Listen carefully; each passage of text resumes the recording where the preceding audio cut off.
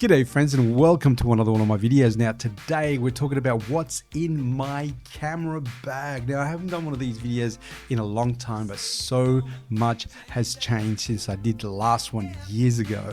So I wanted to take you through those accessories that I've collected over the last few years that have made my video quality and my audio quality top notch after I've made so many mistakes. So if you want to find out what's in my camera bag for 2025, well then stick around.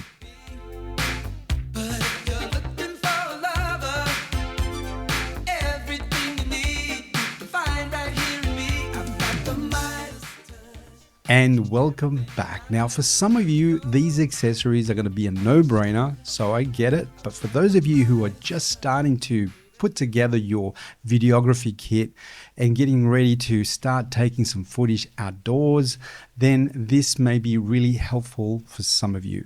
But we're going to do this in an orderly fashion. So let's start off with the camera. As you guys may or may not know, I shoot now on the Sony A7S III, which is a video centric camera from the Sony range. It is beautiful. It does do some beautiful recordings, and I'm still having a great time learning this particular device. But one of the things that I must recommend that you first get is a cage. As you can see, I'm using a small rig cage that was specifically designed for this camera. It does add a certain deal of protection, but at the same time, one of the negatives is that it adds a little bit of weight. But I feel very assured that if it's going to take a few knocks, or I'm going to be sort of transporting this in a bag, that cage will give me some protection. Now, the other added benefits, of course, of the cage is that it has all this ability to add additional add-ons to the cage that will allow you to add things like handles, top handles, side handles, in order to give you that stability that you would want to have while you're shooting outside. So cage is the number one thing that I think you should get to protect your camera. The next item on the list is a mini tripod. Now you can get these in all different shapes and sizes. I've got the Sony one in particular because it does have a battery in it. It connects to the camera using Bluetooth, and I can hit record and stop from the actual hand grip itself.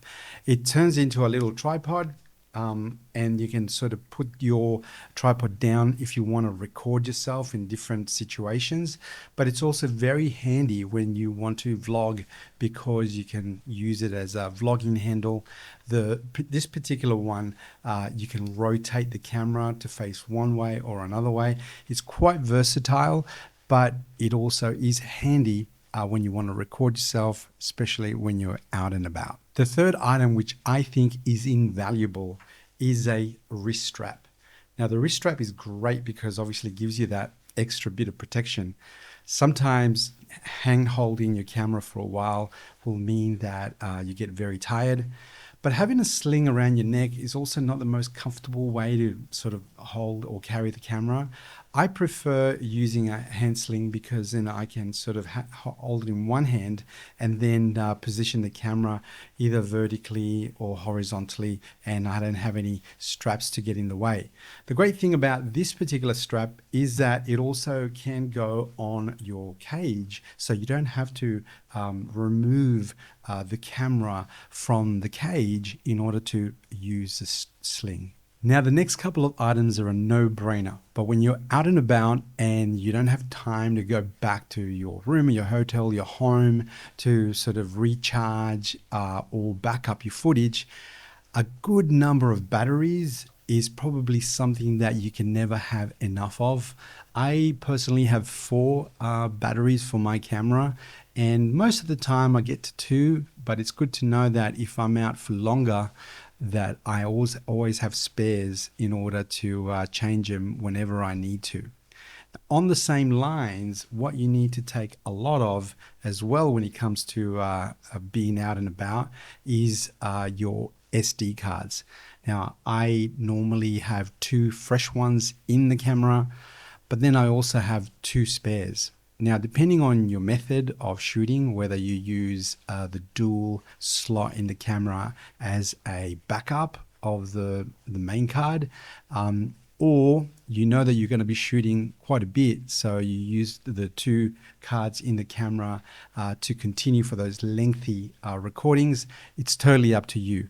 But the more cards of the capacity that your card requires is probably a good thing to have, and to have quite a number of. So most modern DSLRs have a microphone jack, but if you don't have one with a headphone jack, you're doing yourself a big disservice, because it's so important to monitor your recording quality while you're out and about. So wind, any type of ambient noise can get into your recording and sometimes spoil your voice or whatever it is that you're trying to record. So having the ability to monitor that sound is really important. Now, the way I've got around this is I've always carry with me a part of inner ear headphones. So what I can do is I can sort of plug this into my camera and then put these into my ears very securely. And because of the isolation, I can get a really good indication of the quality of the recording. And these are small enough and come in a little pouch, so they permanently live in my bag. They're quite inexpensive. You can get different brands, and they're invaluable when it comes to monitoring your sound. Along the same lines, recording sound nice and clean is really important, because it can save you so much work in post-production. When I first started YouTubing, it was the old Rode shotgun mics, which were the ones that everyone was using, because they were just so convenient. You plug them straight into your microphone jack and you started recording. They're within a proximity. It was great. They captured nice, clear sound until the wind got its way. So everyone had to carry around a dead cat to make sure that it actually covered the microphone and sort of cut out a lot of that wind noise. But since Rode came out with their wireless goes, I've actually never looked back, and I very rarely now use a shotgun mic for my camera outdoors. Now, this is the very first Rode wireless.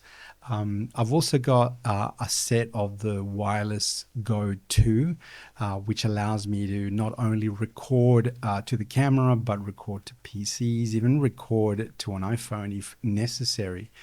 But these basic wireless goes, when it comes to just, run and gun shooting and recording myself or doing a bit of vlogging, this is really still the most powerful tool you can have in your arsenal.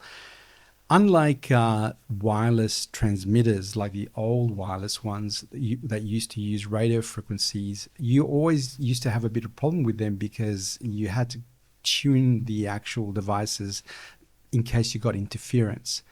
With the Bluetooth devices, because you got a one-to-one connection, there's practically no noise when it comes to from the receiver to the recording device. So by the whatever brand tickles your fancy, so you've got DJI, you got so many other ones that actually make these devices now, but I think they're the ones to go for now, as opposed to shotgun mics. When it comes to recording video, we're spoilt for choice. There are so many lens options out there for every camera that we can record video in any which way we like.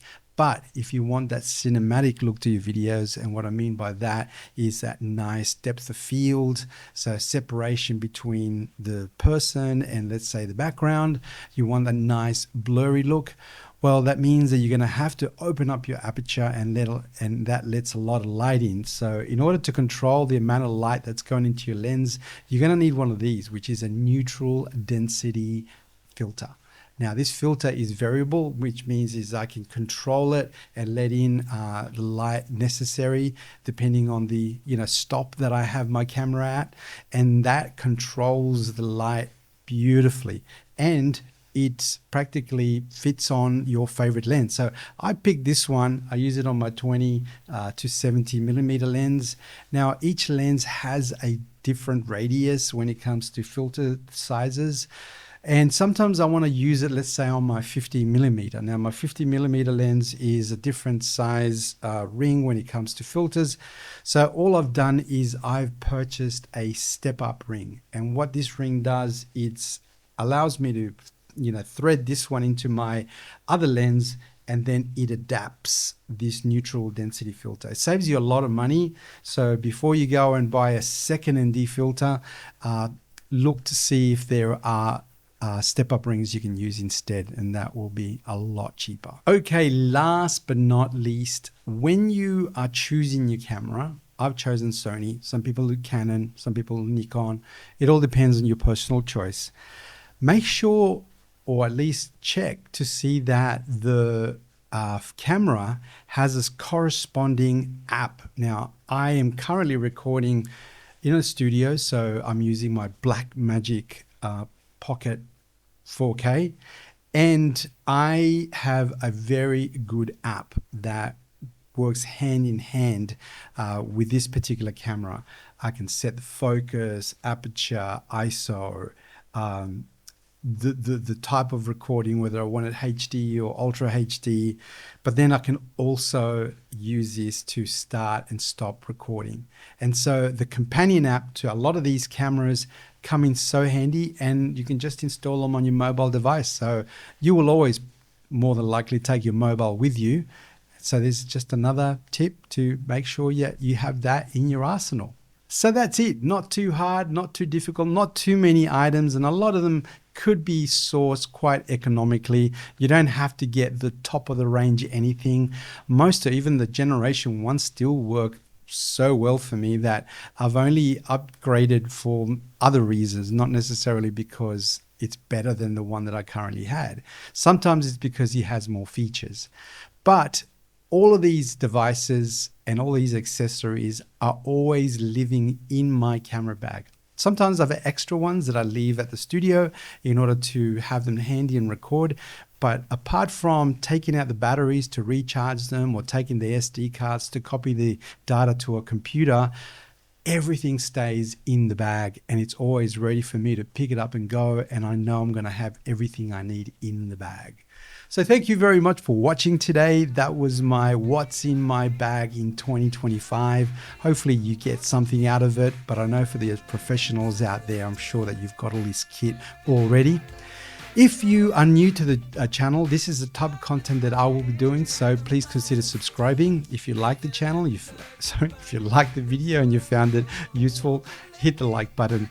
And until the next time, from Sydney, ciao for now.